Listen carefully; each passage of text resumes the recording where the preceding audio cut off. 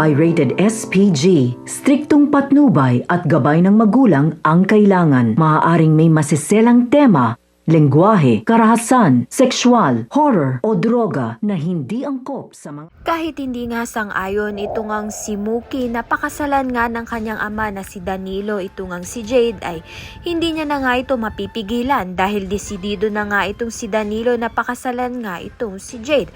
Hinanap nga ni Mookie ang kanyang lola Ligaya dahil nga kinikailangan raw nga siya sa kasal.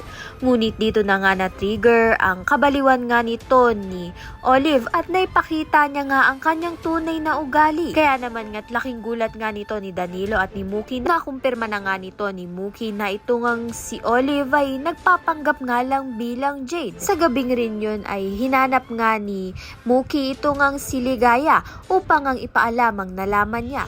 At may maririnig nga siya sa kanilang kwarto na humihingi nga ng tulong. Kaya naman nga't agad nga niya itong tinulungan at nakita niya nga ang lola Ligaya niya. At dito na nga'y nalaman na nga ni Mookie ang katotohanan na si Olive nga ang may pakana ng lahat. Sa kabilang banda naman nga ito ngang si Emma ay malalaman na nga rin ang sikretong tinatago sa kanya ni Logan. Dahil napansin nga ni Emma na may kakaiba nga siyang naramdaman nung isang gabi ngang dinalaw siya nito ni Danilo at nalaman nga niyang may nilagay na gamot ito ngang si Logan sa kanyang inumin upang nga mawalan siya sa sarili. Mabuti na nga lang ay natauhan nga siya ng maaga. Kaya naman nga't yan at iba pa ang dapat nating pakaabangan. Maraming salamat sa iyong panunood.